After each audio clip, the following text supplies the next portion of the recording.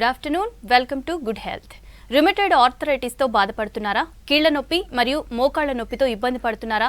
కీళ్లవాపు రావడానికి గల కారణాలేంటి? కీళ్లవాపుకు హోమియోపతిలో ఎటువంటి చికిత్స అందుబాటులో ఉందో మనకు తెలియజేయడానికి హోమియోకేర్ ఇంటర్నేషనల్ డాక్టర్ కుముద్ గారు మనతో పాటు ఉన్నారు. వారిని అడిగి మరిన్ని విషయాలు తెలుసుకుందాం.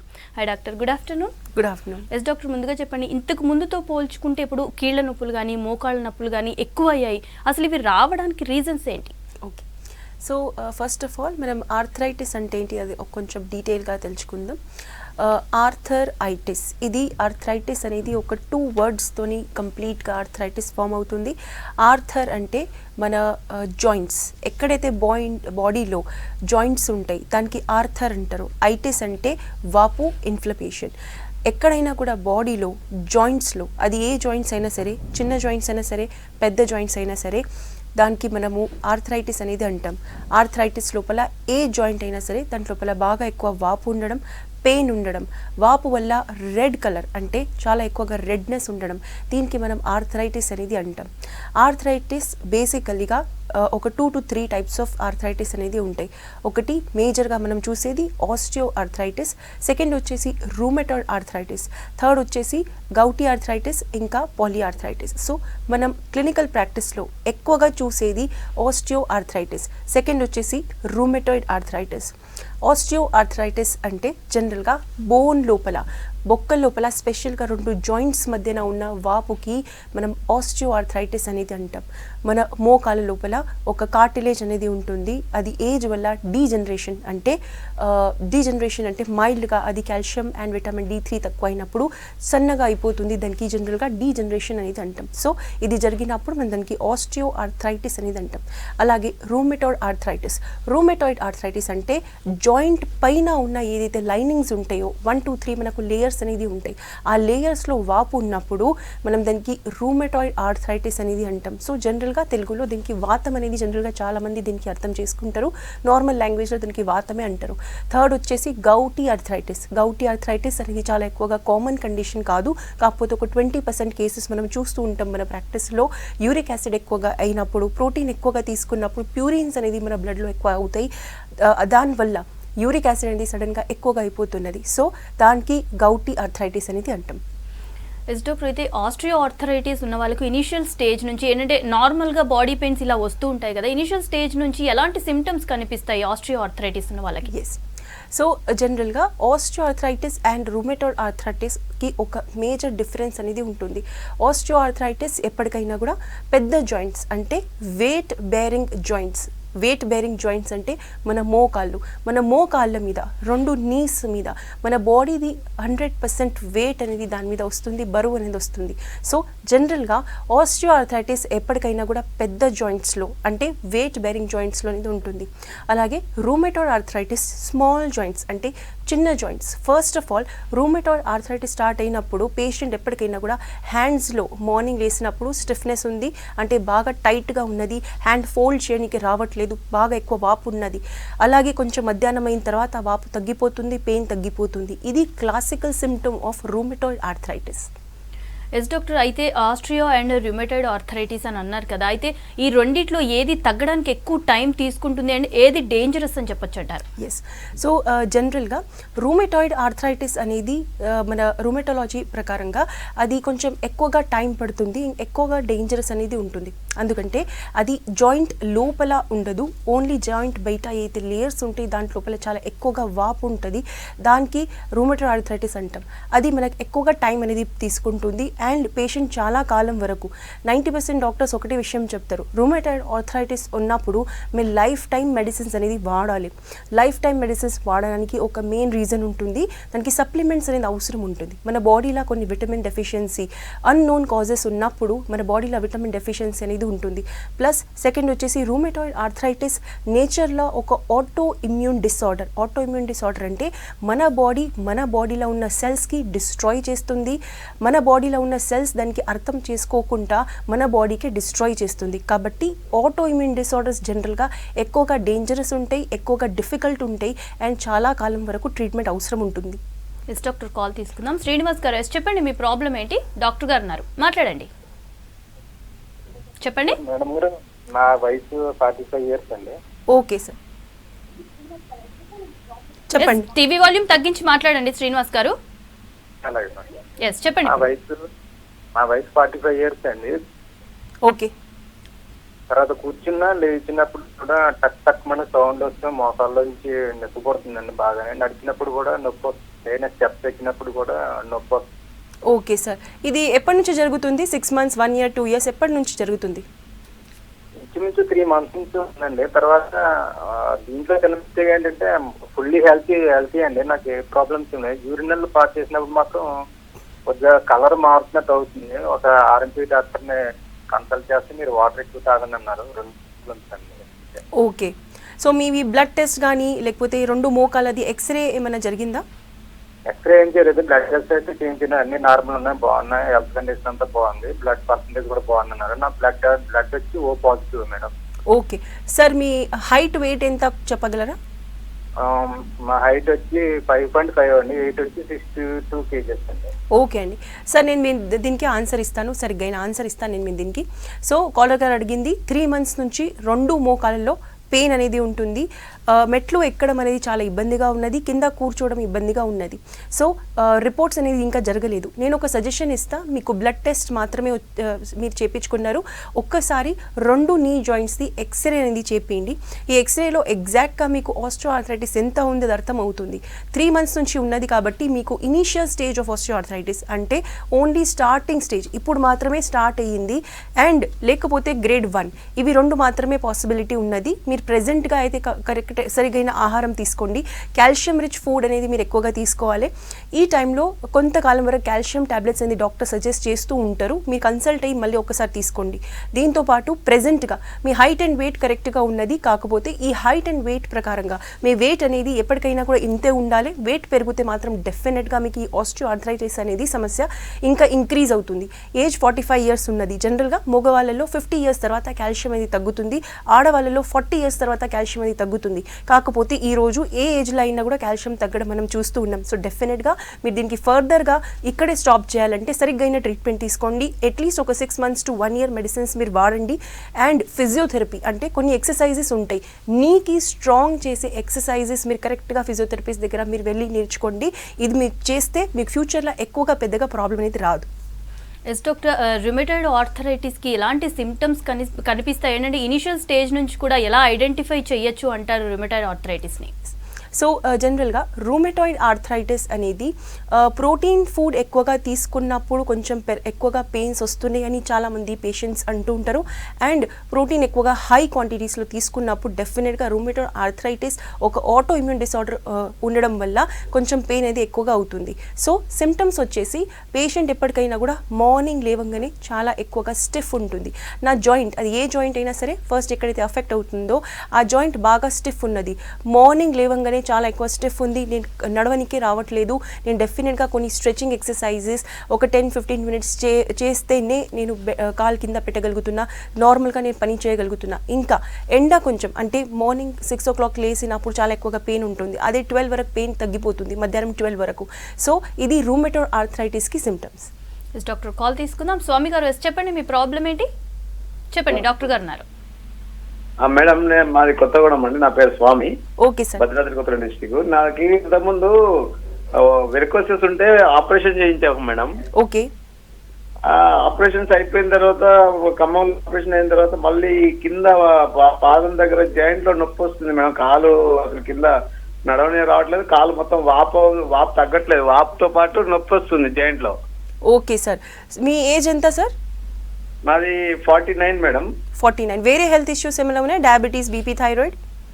లేవు మేడం, వేరే ఏం లేవు. ఓన్లీ ఇది వెరికోసెస్ గురించి ఖమ్మంలో చేయించాం మేడం, వెరికోసెస్ సర్జరీ. దాని తర్వాత డాక్టర్ గారు ఈ వాపు ఈ జాయింట్ నొప్పి వస్తుంది సార్ అంటే అది ఏం కాదు, సాక్స్ గిట్లా వాడాలి అది ఇది అన్నారు.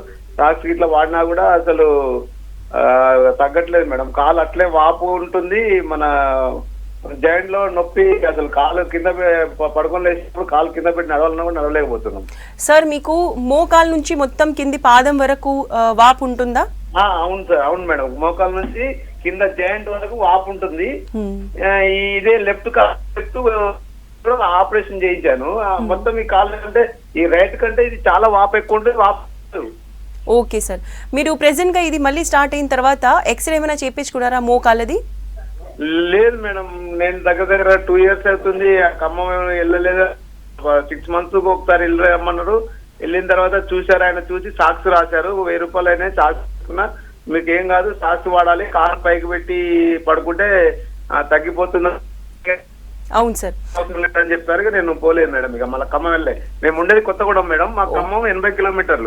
ఓకే సార్, నేను మీకు ఆన్సర్ ఇస్తాను సార్. సో కాలర్ గారు అడిగింది ఒక 2-3 years బిఫోర్ వెరికోస్ వెయిన్స్ గురించి ఆపరేషన్ చేయించుకున్నారు. ఇప్పుడు కొంతకాలం నుంచి మొత్తం మోకాలు నుంచి కింది పాదం వరకు బాగా ఎక్కువగా వాపు ఉన్నది, పెయిన్ ఉన్నది. డాక్టర్ చెప్పిన చాలా డెఫినెట్గా మీరు పాటిస్తున్నారు. కాకపోతే వెరికోస్ వెయిన్స్లో జనరల్గా కొంతకాలం తర్వాత ఒక 2-3 years తర్వాత మీరు సర్జరీ చేయించుకున్న తర్వాత కూడా ఛాన్సెస్ అనేది ఉంటాయి వెరికోస్ వెయిన్స్ రిటర్న్ వచ్చేది. సో ప్రెజెంట్గా మీరు కొంచెం ఎక్సర్సైజ్ అనేది డెఫినెట్గా చేయండి. మీకు ఇప్పుడు ఉన్న problem osteoarthritis and varicose veins. అంటే మీకు వెరికోస్ వెయిన్స్ ఏదైతే పాత ప్రాబ్లం ఉంది అది మళ్ళీ స్టార్ట్ అయ్యింది. జనరల్గా వెరికోస్ వెయిన్స్ ఇది నార్మల్గా కొంతకాలం తర్వాత స్టార్ట్ అయ్యే ఛాన్సెస్ ఉంటుంది. ప్లస్ ఇప్పుడు మీ ఏజ్ ఆల్మోస్ట్ 50 years 49 years ఉన్నది కాబట్టి ఆస్టియోఆర్థరైటిస్ నీ జాయింట్ది మీకు స్టార్ట్ అయ్యింది. ఇలాంటి వాపు డెఫినెట్గా చాలా ఎక్కువగా పెయిన్ఫుల్ ఉంటుంది. ప్లస్ ఇలాంటి చలికాలం ఉన్నప్పుడు దాంట్లోపల వాపు అనేది చాలా ఎక్కువ కాలం ఉంటుంది. నేను మీకు ఒక సజెషన్ ఇస్తాను, మీరు ఎక్కువసేపు వరకు నిలబడకండి. 20 minutes అవ్వగానే సపోజ్ మీరు నిలబడుతున్నారంటే ఒక 20 minutes 30 minutes తర్వాత కూర్చోండి అండ్ కొంచెం వాక్ అనేది చేయండి. కాకపోతే ఎక్కువగా వాక్ అనేది చేయదు, ఎక్కువగా నిలబడడం, ఎక్కువగా వాక్ చేయడం అనేది మీరు ఇప్పుడు అవాయిడ్ చేయండి. దీంతో పాటు మీరు ఒకసారి ఎక్స్రే మీది నీ జాయింట్ది డెఫినెట్గా ఒకసారి ఎక్స్రే చేయించుకోండి అండ్ మళ్ళీ ఇంకొకసారి డాక్టర్కి కన్సల్ట్ అవ్వండి. ఫిజియోథెరపీ మీరు డెఫినెట్గా చేయించుకోండి. ఇప్పుడు మీకు స్టార్టింగ్ స్టేజ్ ఉన్నది కాబట్టి మీకు స్టార్టింగ్ స్టేజ్లో తగ్గిపోతే మీకు మంచి రిలీఫ్ ఉంటుంది. సెకండ్ థింగ్ వచ్చేసి మీకు డయాబెటీస్, థైరాయిడ్, బీపీ ప్రెజెంట్గా లేదు. ఫ్యూచర్లో కూడా మీకు డయాబెటీస్, బీపీ, థైరాయిడ్ లేకుండా మీరు చూసుకోవాలి. సో దట్ మీకు వెరికోస్ వెయిన్స్ అనేది ఇబ్బందిగా ఉండదు. డాక్టర్ నెక్స్ట్ కాల్ తీసుకుందాం. నరేష్ గారు, ఎస్ చెప్పండి, మీ ప్రాబ్లం ఏంటి? డాక్టర్ గారు ఉన్నారు, మాట్లాడండి. హలో, ఎస్ చెప్పండి, డాక్టర్ గారు ఉన్నారు, మాట్లాడండి. మేడం నమస్కారం మేడం. సార్ నమస్తే, చెప్పండి. మేడం మా అమ్మగారికి మోకాలు నొప్పి మేడం. ఓకే, ఏజ్ ఎంత, ఎప్పటి నుంచి ప్రాబ్లం ఉంది? 45 years ఉంటాయి మేడం. ఓకే, ఎప్పటి నుంచి స్టార్ట్ అయింది ప్రాబ్లం? ఈ ప్రాబ్లం స్టార్ట్ అయ్యి ఒక 2 months 3 months అయింది. ఓకే అండి, సో మీరు ఎక్స్రే కానీ రిపోర్ట్స్ కానీ ఏమైనా చేయించుకున్నారా? ఇక్కడ కామారెడ్డిలో చేయించాం మేడం. ఓకే, సో ఏమొస్తుంది ఎక్స్రేలో? ఎక్స్రేలో సార్ వాళ్ళు ఏం చెప్పారంటే మోకాలు కొద్దిగా అడిగింది, Yes. అందులో గ్రీజ్ లాంటి పదార్థం కూడా వెంట అయిపోయిందని చెప్పి అవునండి, ఫైన్. వేరే ఏమైనా హెల్త్ ఇష్యూస్ ఉన్నాయా? Thyroid, diabetes, BP? వేరే అన్ని నార్మల్ ఉన్నాయి మేడం. ఓకే అండి, సరే ఫైన్. ఇప్పుడు నడవడం అనేది బాగా ఇబ్బందిగా ఉందా? నార్మల్గా నడుస్తున్నారా, నడుస్తలేరా? స్వెల్లింగ్ వస్తుంది మేడం, ఇక్కడ వెనుక భాగంలో స్వెల్లింగ్ వస్తుంది, వాపు వస్తుంది. ఓకే అండి, నేను మీకు ఆన్సర్ ఇస్తాను. అయితే అట్లా వాపు రావడం వల్ల బాగా నొప్పిగా ఉంటుందండి. ఓకే అండి, ఫైన్, నేను మీకు ఆన్సర్ ఇస్తాను. సో ప్రెజెంట్గా మీకు డెఫినెట్గా ఇది ఆస్టియోఆర్థరైటిస్ గ్రేడ్ 1 నుంచి గ్రేడ్ 2లో వెళ్తున్నది కాబట్టి మీ మదర్కి ఇంత ఎక్కువ ప్రాబ్లం అనేది ఉన్నది. సో ఆఫ్టర్ 40 years డెఫినెట్గా ఇది ఉంటుంది. కాకపోతే ఇది సరిగ్గా అయిన టైంకి ఇప్పుడు స్టార్ట్ అయ్యింది కాబట్టి మీరు ఇప్పుడే కరెక్ట్ అయిన ట్రీట్మెంట్ అనేది వాడాలి. నేను చెప్పినట్లు కాల్షియం, విటమిన్ D3 కంపల్సరీ మీరు వాడండి. డాక్టర్ దగ్గర వెళ్ళి రాపించుకోండి. మీకు కొన్ని ఎక్సర్సైజెస్ కూడా డాక్టర్ చెప్తారు, నీకి స్ట్రాంగ్ చేసే ఎక్సర్సైజెస్ మీరు డెఫినెట్గా చేయాలి. దీంతో పాటు కొన్ని ఫుడ్ రెస్ట్రిక్షన్స్ ఉంటే మీకు డాక్టర్ చెప్తారు, మీరు డెఫినెట్గా అది పాటించాలి. అండ్ ఎలాంటి స్ట్రెస్ మీ నీ జాయింట్ మీద మీ ఎక్కడైతే వాపు ఉన్నదో అక్కడ ఎక్కువగా బరువు రాకుండా మీరు డెఫినెట్గా చూసుకోవాలి. ఇలాగే ఆడవాళ్ళు చాలామంది కిచెన్లో ఎక్కువగా టైం నిలబడతారు, దానివల్ల ఇది ఫాస్ట్గా తగ్గదు. కాబట్టి మీరు 30 minutes కంటే ఎక్కువ నిలబడొద్దని మీ మదర్కి సలహా ఇవ్వండి.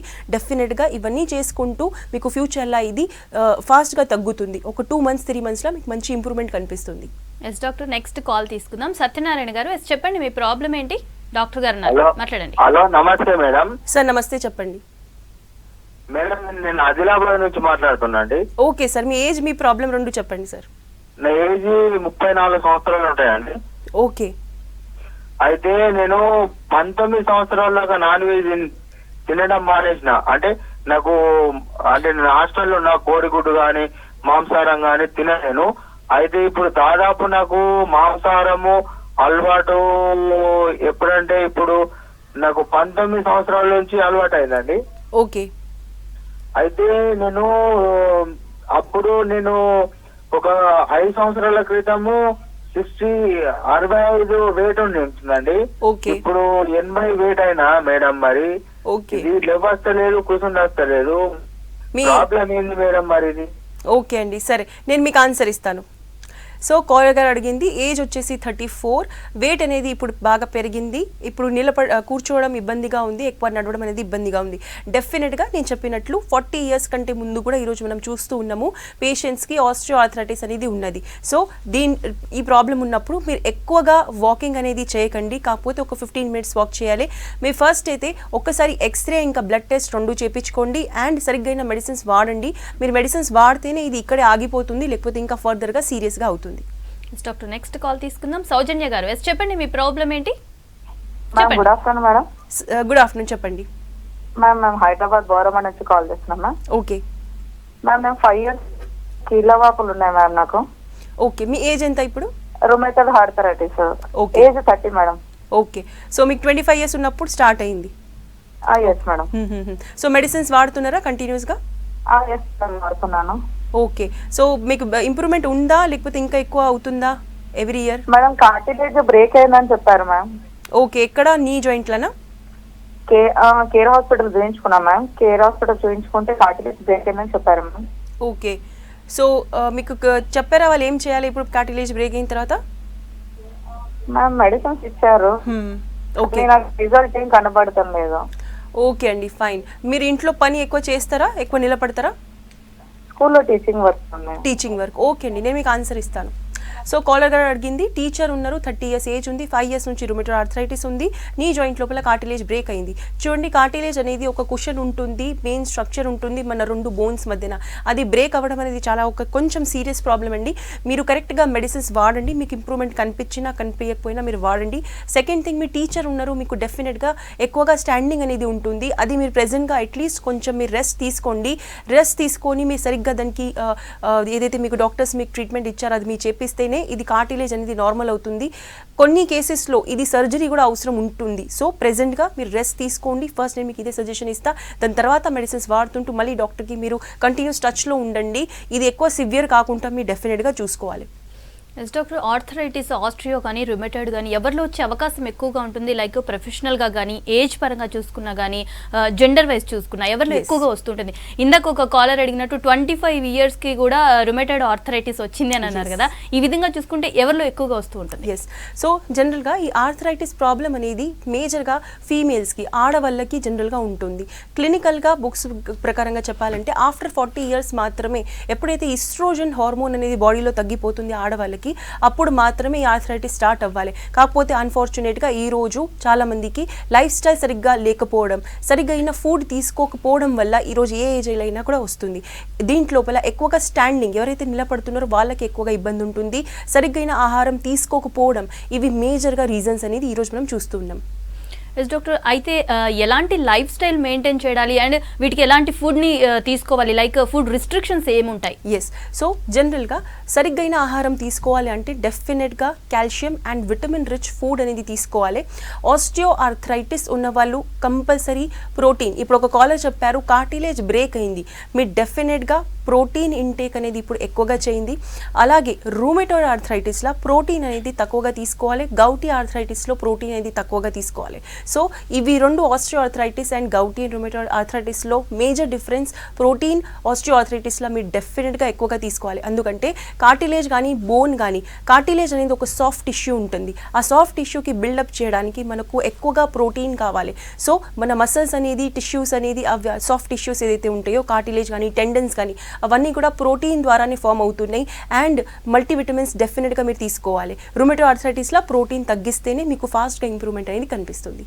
ఎస్ డాక్టర్, ఈ ఆర్థరైటిస్ ప్రాబ్లమ్ని ఎంత సీరియస్గా తీసుకోవాలి అండ్ ఇది ఇలా నెగ్లెక్ట్ చేయటం వల్ల ఎలాంటి హెల్త్ ఇష్యూస్ వస్తాయి ఫర్దర్గా? ఎస్, ఆర్థరైటిస్ అది ఆస్టియో ఆర్థరైటిస్ అయినా సరే, రూమటోయిడ్ ఆర్థరైటిస్ అయినా సరే, 2 కూడా స్టార్ట్ అయినప్పటి నుంచి డే 1 నుంచి ఎవరైనా సరే, ఏ ఏజ్ అయినా సరే డెఫినెట్గా చాలా చాలా సీరియస్గా తీసుకోవాలి. ఎందుకంటే స్టార్టింగ్లో ఒక 6 months to 1 year సడన్గా చేంజెస్ అనేది రావు. దాని తర్వాత చాలామంది ఓన్లీ అండ్ ఓన్లీ పెయిన్ ఉన్నప్పుడు మాత్రమే డాక్టర్ చెప్పిన సలహాలు అండ్ మెడిసిన్స్ వాడతారు. దాని తర్వాత పెయిన్ తగ్గిపోయిన తర్వాత ఎలాంటి ప్రికాషన్స్ అనేది తీసుకోరు. అలాంటి వాళ్ళకి డెఫినెట్గా ఇది ఫ్యూచర్లో ఎక్కువగా ప్రాబ్లం ఉంటుంది. సో ఒక కాలర్ అన్నారు కూర్చోవడం ఇబ్బంది ఉన్నది, మెట్లు ఎక్కడం ఇబ్బంది ఉంది, అంటే మన జనరల్ లైఫ్ స్టైల్ పూర్తిగా డిస్టర్బ్ అయిపోతుంది. మీరు నార్మల్గా నిలబడలేరు, మీ పని చేయలేరు. మీ చాలామంది పేషెంట్స్ బెడ్ రిడన్ కూడా అయిపోతుంటారు. సో డెఫినెట్గా ఇది డే 1 నుంచి మీకు ఎప్పుడైతే తెలుస్తుందో మీరు ఆస్టియో ఆర్థరైటిస్ అయినా సరే, రూమటోయిడ్ ఆర్థరైటిస్ అయినా సరే మీరు చాలా చాలా సీరియస్గా ఉండాలి. మీకు డాక్టర్ చెప్పిన విధానంగా మీరు డెఫినెట్గా ఫాలో అవ్వాలి. చాలామంది పేషెంట్స్కి కొంచెం ప్రాబ్లం ఉంటుంది, డాక్టర్ ఎక్కువగా యూజ్ చేయమని చెప్తున్నారు మెడిసిన్స్, అది 100% తప్పు. ఇది ఒక డీజనరేటివ్ చేంజ్. సో డెఫినెట్గా మీ డైలీ మీ ఏజ్ పెరుగుతుంది, మన ఏజ్ అనేది తగ్గట్లేదు. సో డెఫినెట్గా ఈ ప్రాబ్లం అనేది ఎవ్రీ డే పెరుగుతుంది, ఎవ్రీ ఇయర్ పెరుగుతుంది. సో మీరు డెఫినెట్గా దీనికి డే 1 నుంచి సీరియస్గా తీసుకోవాలి. ఓకే డాక్టర్, ఇప్పుడు మీరు చెప్పినట్టుగా చాలా కాంప్లికేట్ అవుతూ ఉంటుంది డేస్ పెరిగే కొద్దీ. సో అయితే ఎలాంటి జాగ్రత్తలు తీసుకుంటూ ఉండాలి రోజు కూడా? ఎస్. సో జనరల్గా దీంట్లోపల రూమటోయిడ్ ఆర్థరైటిస్ అండ్ ఆస్టియో ఆర్థరైటిస్, స్పెషల్గా ఆస్టియో ఆర్థరైటిస్లో వెయిట్ మేనేజ్మెంట్ అనేది చాలా చాలా ఇంపార్టెంట్ ఉంటుంది. మన వెయిట్ అనేది మోకాల మీద ఎక్కువగా వస్తుంది కాబట్టి డెఫినెట్గా ఎవరికైతే వెయిట్ ఎక్కువగా ఉన్నదో వాళ్ళు first of all weight management చేయాలి, మెడిసిన్స్ వాడుతుంటూ అండ్ ఫిజియోథెరపీ చేసుకుంటూ. దాంతోపాటు రూమటోయిడ్ ఆర్థరైటిస్ గురించి చెప్పాలంటే డెఫినెట్గా వాళ్ళు కూడా కొంచెం వెయిట్ మేనేజ్మెంట్ అనేది చేయాలి. కాకపోతే వాళ్ళకి ఎక్సర్సైజ్ అనేది కంపల్సరీ ఇంపార్టెంట్ ఉంటుంది. ఎండలో వెళ్ళడం అనేది చాలా ఇంపార్టెంట్ ఉంది.